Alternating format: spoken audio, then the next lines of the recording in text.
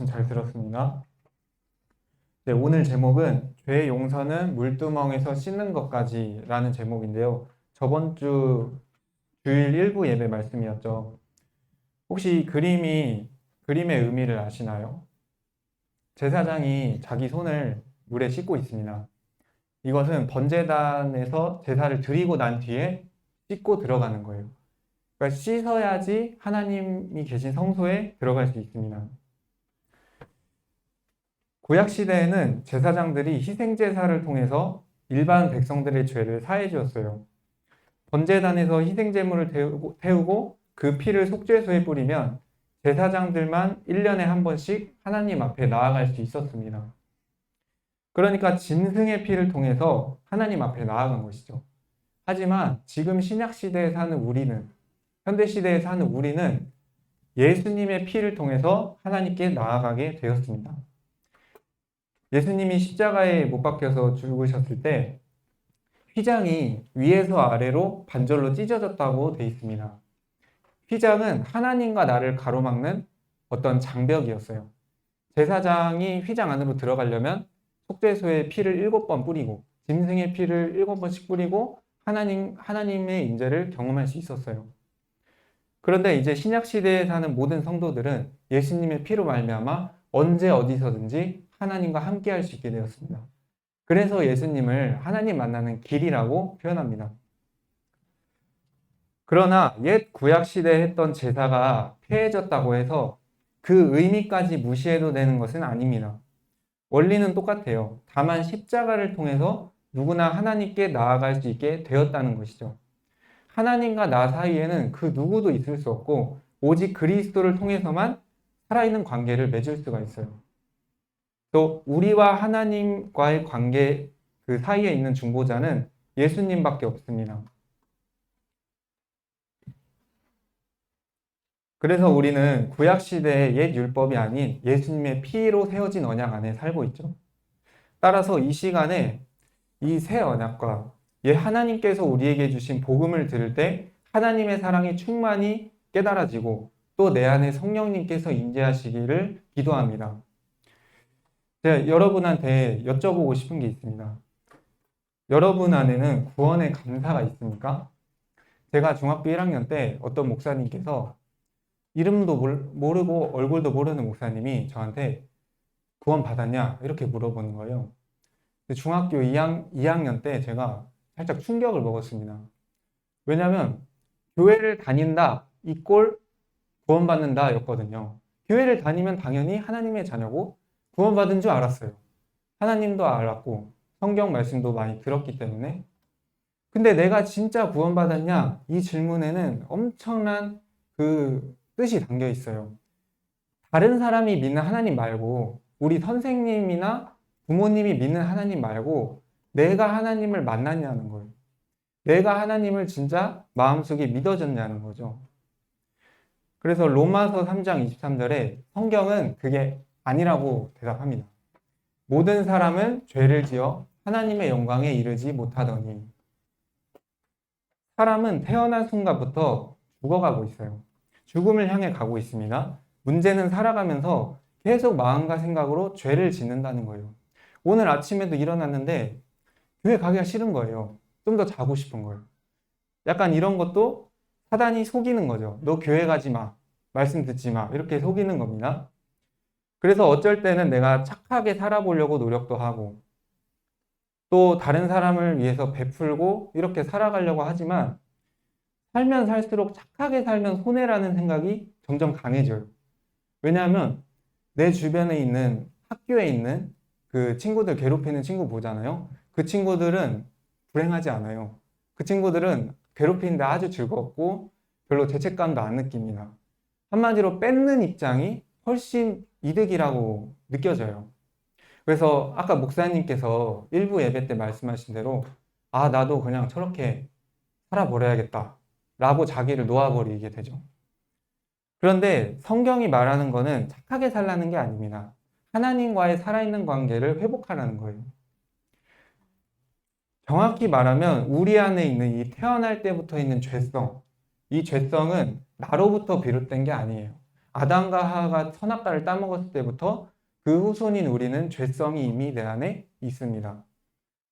착한 일은 내가 기를 쓰고 해야 되는데 나쁜 일은 배우지 않아도 막 합니다. 아이들을 보세요.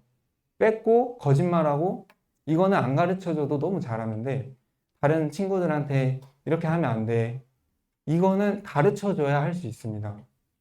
그러니까 사람은 태어날 때부터 악하고 마귀의 속성을 닮아 있어요. 성경이 말씀하는 것은 이 아담 한 사람으로 말미암아 죄가 세상에 들어왔지만 하나님께서 우리를 너무 사랑하셔서 독생자 예수 그리스도를 보내셔서 그 한 사람으로 말미암아 우리가 구원을 받게 되었다는 것입니다.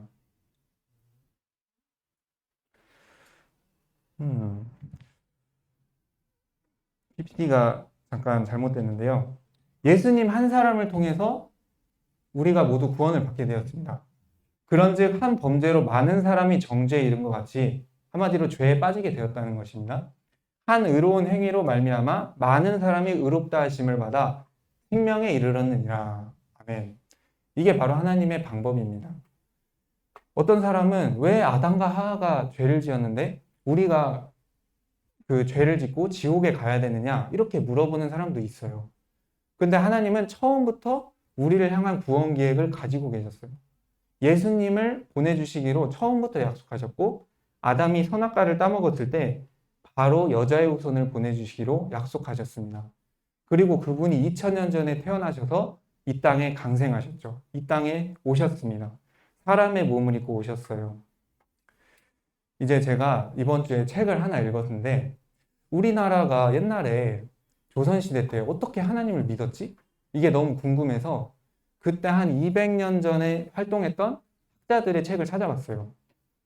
그런데 한 250년 전에 이 홍대용이라는 사람이 청나라, 그러니까 지금으로 치면 중국에 유학을 가서 천주교를 처음 딱 접하게 됩니다. 근데 천주의 천주는 하나님 아버지라는 뜻이에요. 그냥 하늘의 주인, 하늘 천자의 주인줄. 근데 거기서도 복음의 핵심이 정확히 담겨 있는 거예요. 마테오 리치가 쓴 천주시리에 보면 천주께서 강생하시니 사람을 가르치려 이 땅에 오셨는데 원통한 죄로 잡혀 인류의 죄를 속죄하기 위하여 참혹한 형벌로 몸이 죽으니 십자가라 일컫는다. 늘 하나님을 예배하고 천주를 생각하여 눈물을 흘리고 은혜를 잊지 말라. 제가 이거를 딱 읽었을 때 하나님께서 우리 땅에도 진짜 복음을 미리 전해주셨구나. 서양을 통해서 중국을 통해서 이 한국 땅에 복음을 전해주셨구나 하는 게 딱 이게 알아지니까 너무 감동이 됐습니다. 예수님이 십자가에서 대신 죽으셨다. 이 단순한 문장은 어렸을 때는 전혀 몰랐어요.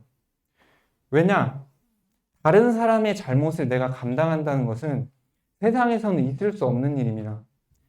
내가 이 사람이 잘못했는데 내가 대신 벌을 받아요? 그거는 상식이 안 맞는 일이에요. 오히려 내가 잘못했는데 다른 사람한테 뒤집어 씌웠으면 씌웠지 절대 그럴 수는 없습니다. 그러나 그런 존재가 하나 있긴 합니다. 부모님이에요. 부모님은 이제 자녀가 어리다는 가정하에 자녀가 누굴 때렸어요. 그러면 어떻게 해요? 부모님을 소환해요. 부모님 소환해서 자녀가 저지른 잘못을 대신 책임지게 합니다. 그러나 모든 사람의 잘못을, 모든 사람의 죄를 감당한다는 것은 사람이 절대 할 수도 없고 또 하지도 않는 일입니다. 따라서 우리는 날마다 예수님의 십자가 은혜를 기억하면서 눈물을 흘리고 그분을 생각해야 됩니다. 이것이 바로 번제단의 은혜입니다. 그런데 오늘 나눌 내용은요, 번제단의 은혜를 받은 우리가 앞으로 어떻게 살아가야 될 것인가에 대한 내용입니다. 예수님을 믿었는데 나는 왜 아직도 이럴까? 십자가를 통해서 하나님과의 관계가 회복되고 그 사랑을 경험도 했는데도 왜 나는 아직도 더러운 마음이 있고 옛 습관을 버리지 못하고 완벽하지 못할까? 이런 마음이 있습니다. 그것 때문에 우리에게 물두멍의 은혜가 필요해요.